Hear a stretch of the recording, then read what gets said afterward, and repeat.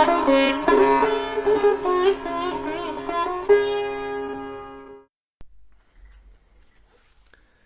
you for having me. Welcome to Śrīmad-Bhāgavatam class.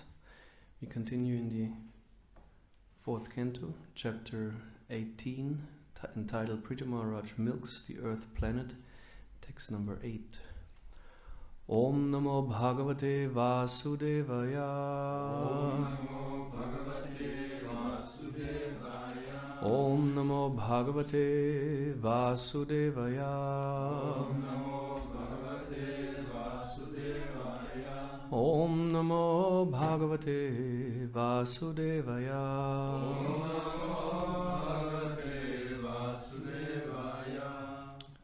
Go word for word. Nunam ta virudaha kshina mai kalena bhuyasa tatra yogena drishtena bhavan adatum arhati. Nunam ta virudhakshina. Nunam ta virudhakshina. Mai kalena bhuyasa. Mai kalena bhuyasa. Tatra yogena drishtena. Tatra yogena drishtena. Bhavan adatum arhati. Bhavan adatum arhati. Nunam ta virudhakshina. Mai kalena bhuyasa. Tatra yogena drishtena. Bhavan adatum arhati.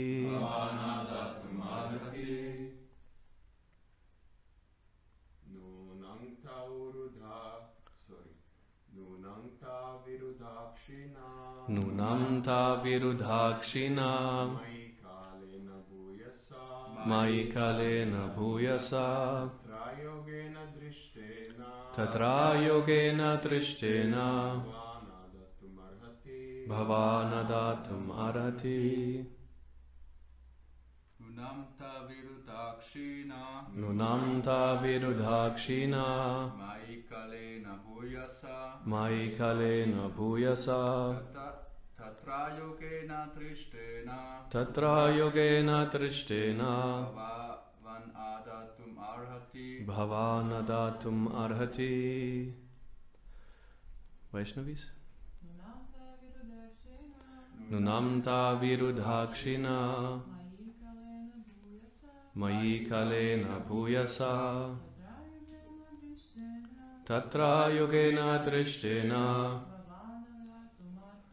Bhavanadatum arhati. Nunam. Therefore. Taha. Those. Virudaha. Herbs and grains. Kshinaha. Deteriorated. Mai. Within me. Kalena. In course of time. Bhuyasa. Very much. Tatra. Therefore. Yogena. By proper means. Drishtena. Acknowledged. Bhavan. Your Majesty. Adatum. To take. Arhati. Ought. Translation, purport by His Divine Grace, Srila Prabhupada Ki Jai. Due to being stocked for a very long time, all the grain seeds within me have certainly deteriorated. Therefore, you should immediately arrange to take these seeds out by the standard process which is recommended by the Acharyas or Shastras. Purport. When there is a scarcity of grain, the government should follow the methods prescribed in the Shastra and approved by the Acharyas. Thus there will be sufficient production of grains and food scarcity and famine can be checked. Bhagavad Gita recommends that we perform Yakia, sacrifices. By the performance of Yakia, sufficient clouds gather in the sky, and when there are sufficient clouds, there is also sufficient rainfall. In this way, agricultural matters are taken care of. When there is sufficient grain production, the general populace eats the grains, and animals like cows, goats, and other domestic animals eat the grasses and grains also. According to this arrangement, human beings should perform the sacrifices recommended in the Shastras, and if they do so, there will no longer be food scarcity. In Kali Yuga, the only sacrifice recommended is Sankirtan Yakia. In this verse, there are two significant words, Yogena, by the approved method, and Drishtena, as exemplified by the former acharyas. One is mistaken if he thinks that by applying modern machines such as tractors, grains can be produced. If one goes to a desert and uses a tractor, there is still no possibility of producing grains. We may adopt various means, but it is essential to know that the planet Earth will stop producing grains if sacrifices are not performed. The Earth has already explained that because non-devotees are enjoying the production of food, she has reserved food seeds for the performance of sacrifice. Now, of course, atheists will not believe in this spiritual method of producing grains, but whether they believe or not, the fact remains that we are not independent to produce grain by mechanical means. As far as the approved method is concerned, it is enjoined in the Shastras that intelligent men in this age will take to the Sankirtan movement, and by so doing, they shall worship the Supreme Personality of Godhead, Lord Chaitanya, whose bodily complexion is golden and who is always accompanied by his confidential devotees to preach this Krishna consciousness movement all over the world. In its present condition, the world can only be saved by introducing the Sankirtan, this Krishna consciousness movement. As we have learned from the previous verse, one who is not in Krishna consciousness is considered a thief. Even though he may be materially very advanced, a thief cannot be placed in a comfortable position. A thief is a thief, and he is punishable. Because people are without Krishna consciousness, they have become thieves, and consequently they are being punished by the laws of material nature.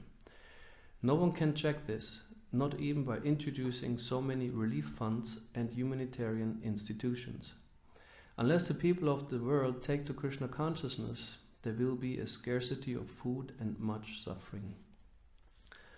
Om Ajnanati Mirandasya Gananjana Shalakaya Chakshurunmilitam Yena Tasmai Shri Gurave Namaha Shri Chaitanya Manobishtam Stapidam Yena Bhutale Swayam Rupa Kadamayam Dadati Svabadantikam Jaya Shri Krishna Chaitanya Prabhu Nityananda Shri Advaita Gadadhar Shivasari Gaura Bhakta Vrinda Hare Krishna, Krishna Krishna, Hare Hare, Hare Rama, Rama Rama, Hare Hare. Vagishayasya vadhane, Lakshmiriyasya chavakshasi, Yasya the hridaye samvit, Tam narasimham aham bhaje, Pralada hridayaladam, Bhakta vityavidaram, Sharatindurachim vande, Pavindra vandanam harim. The verse again. Due to being stocked for a very long time, all the grain seeds within me have certainly deteriorated. And therefore you should immediately arrange to take the seeds out by the standard process which is recommended by the Acharyas or Shastras. So the purport highlights, or Srila Prabhupada highlights in the purpose and the purport the principle of sacrifice or Yakia. He refers in the first place what is mentioned in the Bhagavad Gita, where we hear that by sacrifice the demigods are being satisfied, rain is being supplied and grains can grow, which are an essential item of sacrifices. But there's a variety of sacrifices, and the emphasis, of course, is in the Sankirtan Yakia, the congregational chanting of the holy names, as the recommended Yakia for this age, introduced by Sri Chaitanya Mahaprabhu. I would like to speak in more detail about the nature of Yakia and also the concept of Dharma, because the earth was in the first place chastised by King Prithu because she did not perform hers. Her Dharma was is to nourish. She's addressed also as mother, and we heard previously that the principle of mother is nourishment, and the earth also took the shape of a cow, and King Prithu also threatened her to kill her if she doesn't give milk, so to speak, because then you will feed them by flesh, which is an interesting topic, where he says cow slaughter is generally, of course, not at all sanctioned, but Srila Prabhupada mentions also there in the purport, in really serious circumstances, when there's really need and the only thing around you would be a cow and she doesn't give milk, she would be eligible to be fed to the people in terms of her meat is being given. But this is really, really in a most, exceptional circumstances. Your Prabhupada highlights that. Because this is again, that goes into the nature. That's her role, so to speak, the cow. It's a nourishment, as other living entities have their dharma. Which is then interesting, because dharma means to give. Now, we would say, of course, to serve, but the idea is Krishna equipped everyone with something, and not for the sake of that we have it for ourselves, but he gave it for the sake that we share it within the world, because everything is connected. Each living entity is connected with the other, not just by dependency in terms of food, that we need food from another living entity, but also in human society we have skills and abilities that make it possible that, for example, a society as such can even exist. Now that there's a structure, that people bring in certain skills and a certain nature that should serve that a society can be created. So each one therefore has the obligation to be aware, first of all, okay, what has Krishna given me, and then also to engage that in the service of Krishna, which also means in the service of other people, because Krishna is serving everyone in this world, and he has designated certain tasks to everyone, like the earth was tasks, of course, with giving food, and like here in this particular verse, she is explaining that the grains and herbs that she withheld from the earth, they were deteriorating already. And that's an interesting principle if you take it also in regards to abilities and talents, or even knowledge. If it is just withheld, if you do not share it, so to speak, if you do not use it, it also starts to deteriorate. Maybe you can have experience of that, like if you, for example, study and read, and you know a lot of things, but you don't apply them in a sense of either teaching or like manifesting that, it will get lost over time. It's a natural process. Or abilities, if you don't strengthen your body, for example, or train your skills, at some point they will get lost. So the interesting thing is that, again, Krishna does not give all the things he gives just for the sake of the person having them for themselves, saying, oh, I have those skills or I have those abilities. No, they are given that they are used in connection to other living entities to serve the bigger purpose, so to say, the higher purpose. That's our understanding. And also Arjuna was chastised like that by Krishna. He says, no, you are a Kshatriya. What does that mean? I gave you this particular body, and in this particular body you have a particular duty, and it's not up to you to just either withhold this or like to deny it, because it's my body, Krishna says. It's like also, and I have given a task to that, and your duty is that you play that role, although sometimes it might be unpleasant or challenging, or you might not feel inspired. So that's the challenge we have all. And also in Western philosophy, certain philosophers, particularly Immanuel Kant, has also established a certain moral philosophy which actually goes along with that concept of Dharma. Immanuel Kant also, he read some of the Upanishads. That is visible because he comments sometimes that in the Upanishads, there's written this or that. Because the philosophers, the Upanishads, they are very attractive to them because they are rather conceptual. They have a high intellectual niveau, And one thing Kant is famous for is the so-called categorical imperative, and he tried to ascertain: is there an objective moral principle or rule that applies to just everyone, where everyone is obliged to follow it?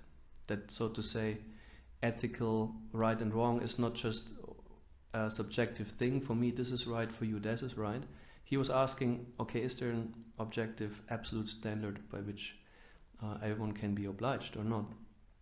And he came up with a formula which is known as the categorical imperative, and which goes like: act only according to that maxim, or maxim means a certain rule that you set for yourself, of which you can want that it could be a general law. So he is asking, if you act in a certain way, you should first of all know what is the rule you apply by which you act, a certain idea, And then think of, can this idea or rule be generalized, like even on the status of a law? There's simple things like, okay, when I don't feel like buying a ticket for public transport and I drive anyway like this. That's a very trivial example, perhaps. He was asking, can you wish that to be a general law? And then he looks at whether, of course you can want that, you can also think that, but he's asking whether it can be wanted and also thought of without contradiction. And that's the essential thing, whether there's contradictions in our thinking and willing. And he also has an example of a person who does not wants to use his talents or her talents. And I have to translate a bit from German because there's a bit bigger text, so I will try my best to just put it in simple words.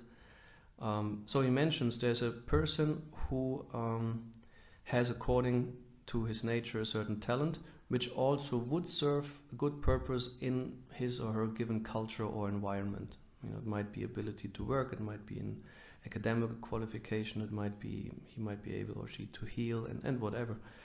But this person prefers to be just comfortable with either just enjoying or being lazy or just not bothering, so to say, to cultivate that particular ability within himself.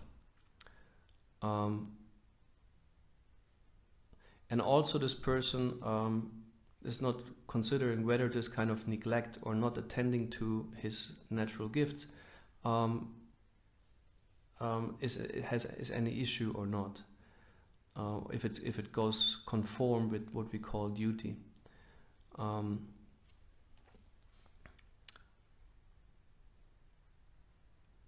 So he chooses, so to speak, to let his seeds rot within himself, so to speak. That would be essentially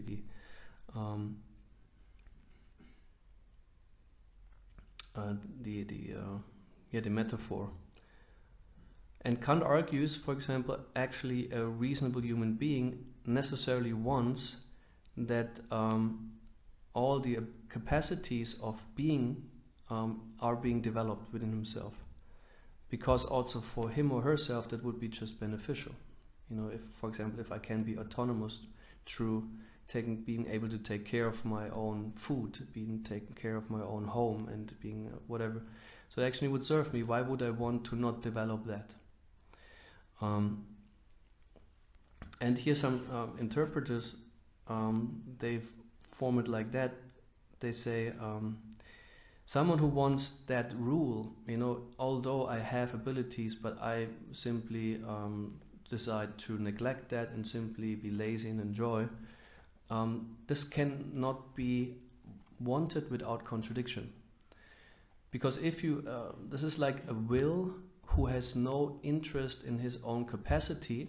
Like a will is something where you can focus, which brings you from A to B. But if you deny that will, or then the will would be focused on absence of will, which is contradictory with its own nature. A will, or like an intention that says there's no need for intention, is like defeating itself. And therefore he says it's contradictory. That you cannot want that really. You cannot want to not be, for example, although being is that what makes you essentially a person. And this is what I understand also be essentially the aspect of Dharma that we see. If we use that which is given to us, and in the service, if we share, in this way actually we benefit, because then we can even be the persons we are. We cannot be the persons we are just for ourselves. Unless you are an eremit somewhere, and if you really realized and you only have a relationship with Krishna, which means also applying yourself in a relationship with the Lord.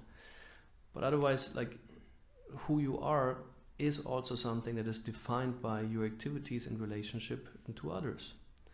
And that's what our philosophy teaches us. We have a role, and we are servants of Krishna, and therefore we are supposed to share what we have in Krishna's service. Because that's why we have gotten all these things. And there's a big misunderstanding people have, or we have, because based on the false ego, the concept is what I have is mine, and I decide whether this is being applied or not, or used or not. So this is the illusion that generally the conditioned soul is in. And because of that, like Srila Prabhupada said, we become thieves. Because we claim something for us, ourselves, which is not ours. And people have hard time to really understand that. I mean, we can look at ourselves, and also when we are in a position of either laziness or unwillingness to participate out of whatever reason. So, but based on Dharma, on this principle, we would actually not have really a right to it. We would have the freedom to it, to neglect. We have a freedom to neglect things, we can do that, but we don't have a right. As people often say, that's my body, I can do with it what I want. That's a common attitude nowadays, and just in regards also to self-neglect. There's even a law in Germany, I don't know how it's in Switzerland or Austria, that you can practically allow yourself to rot away. I don't know how it's called in English. In German it's ein Recht auf Verwahrlosung. Verwahrlosung means practically you completely rot away. Somewhere you sit and you just practically deteriorate. And that's interesting that by law this is granted to you. But the question is based on what? Based on the idea that's your body, it's your property. And that's the big misconception. Simply because I have it, I cannot say I'm the owner. Like in so many practical things, if I, have a car, if I have clothing, or I take something, doesn't make it my belonging, rightfully. That's the difference in German. Also in law, you have a difference between the person who possesses it and the one who is the rightful owner. By law, the rightful owner is the person who has given the lawful status of that's yours. And the person in whose possession something is, we just like in a company, if you work and you get a laptop, and it's the company's laptop. You have it, you are in possession of it, but you're not the owner. The owner is the company. So similarly, same thing with the body. But people don't get that. They think, no, it's mine. And also, if you see in real life, then people also take advantage or misuse the things they have been given for the sake of work. For example, it might be a car from the company or a laptop, and they use it in a way where they're not what they're not supposed to, because the idea is it's mine, I can use it. It's the idea, for whatever I want. But actually it's designated for a certain purpose. So when we have that over lifetimes, we cultivated the attitude of sense enjoyment, as it is said, and we have to gradually cure, that would be the right word actually, cure ourselves gradually from this tendency to just try to have these things for ourselves. And one of the essential steps in consciousness we got to make is to truly challenge or like try to give up this idea, because I have it, it is mine. That's how baby or child mentality works. It's very simplistic. It's based on actually pure lust without any reason. You know, children do not discriminate. They don't have a sense of ethics. They have maybe a feeling of, okay. But if they see something and they see it and it appeals to them, then they want it. And the logic is, so because I see it and I want it, therefore I'm entitled. That's a simple principle. We also maybe know that. We have that also. We are also in a sense of big children, and we just see things, it appeals to us, we want it, therefore we think we are entitled. It's mine. So, but that's the core illusion, you know. And the term Isha, for example, in Ishvara, we say always controller, but recently listened to a seminar of Gopi Pranandana Prabhu, who speaks of the Shvetashvatara Upanishad, and there all these terms are being mentioned. He says, Isha literally means capable. Capable to control, capable to create, capable to manifest. And the Jiva is called Anisha, incapable. We are not capable to create or to maintain or to control. And based on that, we must also come to the conclusion, therefore we don't own anything. The owner is the person who created it. The owner is the person who maintains it. The owner is Krishna. And we are also owned by him. But of course we are not objects that are being simply taken advantage of, or we are used and it's like a hell, like a slave life. No, it's more an ontological understanding of our position. That Krishna created us, and he out of love created us, and he maintains us because he wants to exchange love and relationship with us. This is highlighted also in the Sri Upanishad in some purports. Srila Prabhupada gives the metaphor or the example, as a father wants to enjoy family life, therefore they create children, you know. So also Krishna like this, he creates living entities so that he can enjoy spiritual family life. So that's what we are meant for. But at the same time we are his parts, and he equipped us with what he equipped us in the first place so that the relationship with him and us can be relished or is becoming relishable. So that's a meditation we might have to in a mentality of gratitude see, oh Krishna, like I see you have given me this or you have given me that ability.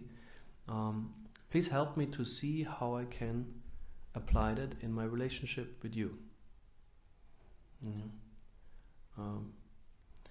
Like in the temple, of course, you do many things very directly connected to the deity, which is a form of Krishna we can see and approach. And other things might be, let's say Krishna has given you an ability to write, you know. It could also mean, yeah, you write Krishna conscious literature, it might be an article, it might be a book, you translate something. But it could also simply mean you write a letter to him, like, and share yourself. Personal relationship, like a prayer, you know. I want to make it more of a habit. I'm on it at the moment, to each time at the end of the year to write a letter, in hindsight expressing gratitude to Krishna and for whatever happened in this year, whatever blessings I've been receiving, and maybe also other thoughts. Simply share, you know, what's going on between you and Krishna, like in this way use an ability that has been given in order to connect to Krishna. and for many people, there's so many abilities, and each of us has abilities, like physical abilities, and they can be easily applied. So the earth is now willing to do her part, like share her gifts, and she addresses Krishna or like King Prithu, saying, please use the process that is recommended by the acharyas and shastra, and then the sacrifice or Yakia aspect is being mentioned, and the Sankirtan Yakia, of course, is for our age. That Yakia, I think it's important to really consider the activity itself a sacrifice. So what are you sacrificing when you perform Sankirtan? What would you say? What?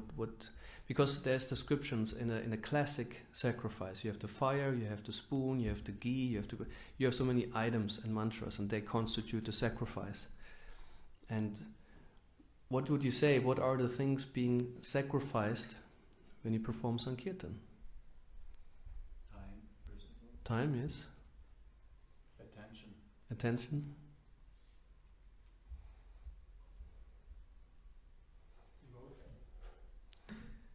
Devotion, yeah. Play hard on the dana, you also sacrifice your blood.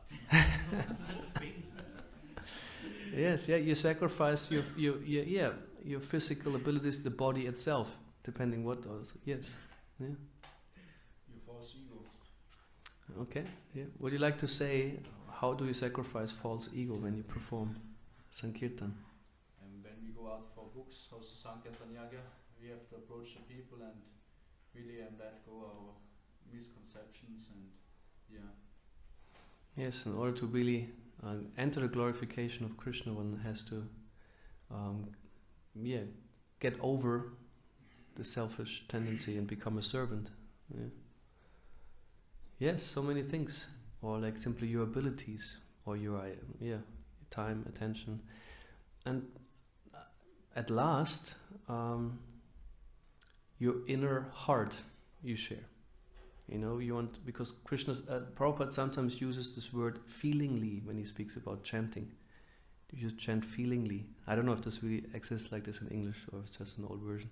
So with feeling, to try to, and where does feeling come from? I mean, feeling comes also from a way of how I perceive a connection, or like a way to relating to Krishna. You have feelings when you enter. And you see the forms of Krishna, when you hear the pastimes, there are certain things that might touch you or inspire you, or generally how you relate to your inner sense of who God is. Because each one, although we worship Krishna, if you look a bit deeper or closer in yourself, you will find there's a particular image, or like archetype we would say, or idea of what we think what God is. And therefore then we attend to certain aspects of Krishna that we feel that relates most to my idea what or who God is. And from there feelings can also come. Because if in the Christian tradition, because I was there for a while, the rasa often is like God is our father. He fathered me, he created me. So this is my also sentiment that might develop. I feel like a child of God.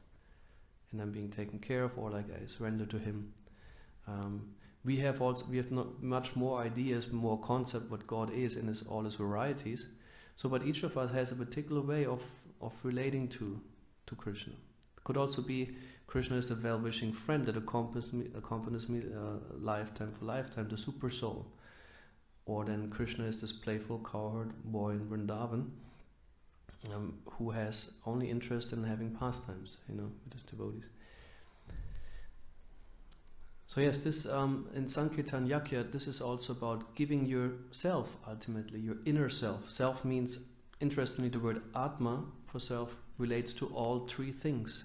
It's sometimes used for body, sometimes it's used for mind, but also for the soul. So Atma the term Atma can be used in all these ways. And if you say Atma Nivedanam, giving yourself fully, it relates to all three levels, body, mind and soul. To consciously dedicate this activity. It also, in my understanding, means do it to the best of your ability. And sometimes people don't or like hesitate or like have some kind of reservations out of insecurity or out of fears, or maybe I'm not good, or maybe it doesn't work out, or feeling ashamed. Others simply feel other reasons. There might be just lack of motivation, whatever. But to be conscious of, okay, what is holding me back?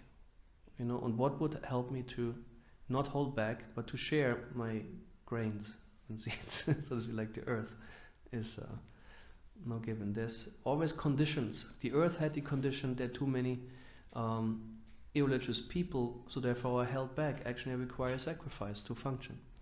And we can also look in ourselves and ask, what would I need to be able to fully give myself in a given activity, like, for example, Sankirtan?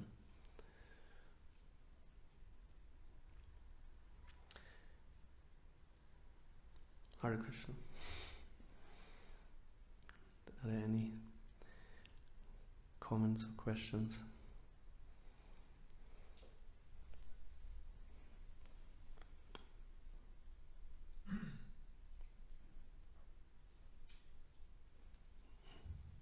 Thank you for touching the relevant topic. In terms of using our abilities, and it seems to be that if we don't use our abilities, talents Krishna has given us, installed within us, you can say, then also we never reach the full level of our happiness that we potentially good experience in life.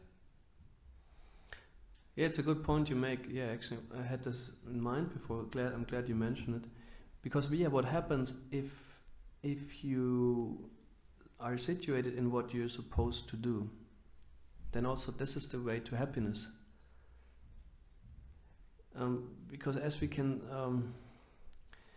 if you take that example that things rot away, then this is an unpleasant state of things. We like things to, if like with food, if it's fresh, if it's cooked and then prepared and given, this creates happiness, because then everything is according to how it's supposed to be. And then also we are happy. But if like things are not, in a sense, how they're supposed to be, there's lack of happiness. And we can see, if you take food, for example, yes, there's a point I actually wanted to make. In our time, we will not change that, but it is unfortunately the nature of things. Things are being conserved forever. Food is being changed so that it lasts forever in the fridge or somewhere, or not just in the fridge in box. But this changes the nature of the food. It's not anymore so relishable or like nutritious. It doesn't give you the energy, except fresh food from the field. If you would just take it and consume it, and as it is supposed to be by nature, time. We try to avoid time by that, because time makes things also deteriorate. And now, of course, in a society where we have, or like in a geographical regions where all the 4 seasons are quite strongly there, like winter where you can grow stuff, of course you have to have some means to store or like preserve food, stuff like that. But there are other, like in South India, for example, or like countries which have not so heavy seasons, they can grow almost all year long stuff, so they don't have that issue necessarily. Of course, they also take to this means, because globalization is like that. But what I want to say with that is that we struggle with trying to avoid the natural way of things. Let's say also with food, because it would require that also you much more people would have put themselves to work for fresh food. But if you like kind of more or less industrially also, Of course, he says here, grains you cannot produce industrially, but so many foodstuffs are just being prepared. You can store them, and you have them at home, and so people can literally be at home and rot away and eat without having to work for the food. What to speak of fresh food. So that's great unhappiness. People eat often. There's also emotional eating. It's an interesting concept in our days. Besides that food doesn't have so much nutrition anymore, that people but eat and eat but don't get happy. They try to compensate, and so much unhappiness in so many ways. Yeah, but a natural thing would be to, according also to seasons, it's also more of a trend. If you go to restaurants, people ask, is this what seasonal menus do you have? Yeah, makes sense. What grows at a given time according to nature, and that you eat that, and not all year long eat things that anyway don't taste. By the way, all these fruits, many fruits I just since years don't buy, because I know it's a disappointment to buy those fruits. Besides that, anyway, there wouldn't be time for them at this given time of the year. It becomes a challenge, difficult, but also, every season gives its gifts at its given time. And then you have to wait for a while. But we think, no, I want it all the year. And why would you have strawberries in December? And even in May sometimes it tastes horrible because they just push them with water, That's also the ability then to renounce and be patient and say, I take what Krishna gives according to the time when he gives it. It's maybe a bit another topic, but happiness is connected with if we use our abilities, or like if they're really processed in service, then also fulfillment can come. Because then I feel purpose, I feel satisfaction, because then I feel that's what I'm supposed to do or share.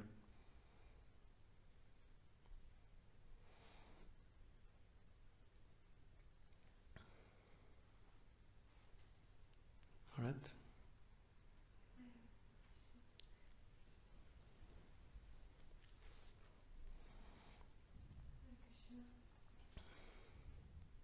Thank you for an inspiring class. You were talking about abilities that rot away. I had a question. How do we start when we stopped? We have an ability. For example, I used to paint since I was 2, and if I would have continued, I could paint anything, Mm-hmm. and I could use it in Krishna's service. But I stopped when I went somehow, and then started to say when I was 8, I stopped. And how do we start? Because somehow I feel like I'm waiting for some kind of blessing, some kind of mercy to start again. How do we take it up again? When there's something. A few things that come to my mind is, if you speak also of blessings, asking for blessings. That could be from the Vaishnavas or from, I don't know, according to however spiritual masters in your life, in a either Shiksha sense or Diksha sense.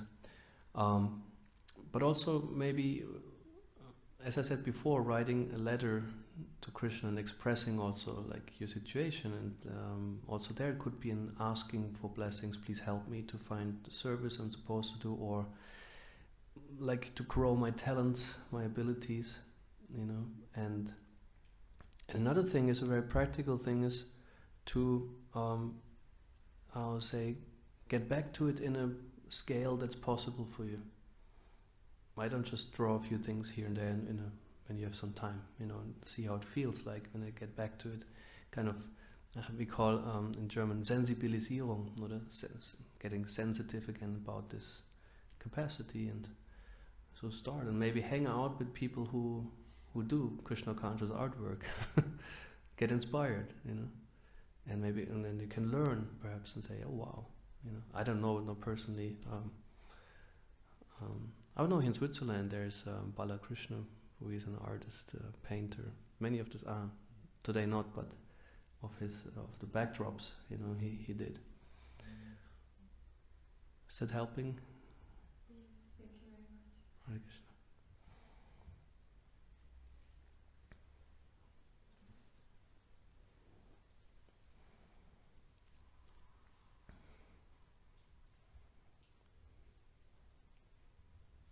Thank you for the class, Guru.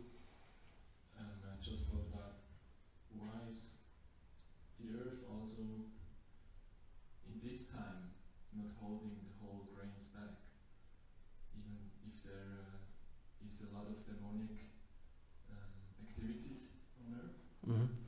So I thought about why she isn't doing it now, because she did also in this time. There's still a lot of grains, and for sure she's getting forced by the human Mm-hmm. kind of activities, Yeah. all the chemicals and machines. But then I also thought maybe it's because even in this time the Christian movement is growing, and some sacrifice are being done by the Vaishnavas and devotees. Is it maybe because of that? Yeah. It's also my understanding that simultaneously, besides all the irreligious activities, it becomes increasingly prominent that people perform Sankirtan Yakia over the last, not just few decades, but also Vaishnavas are around for hundreds of years since Chaitanya Mahaprabhu came. So there was an immense blessing for the Earth planet. And of course the Earth has its limits, and fortunately we didn't arrive at them yet.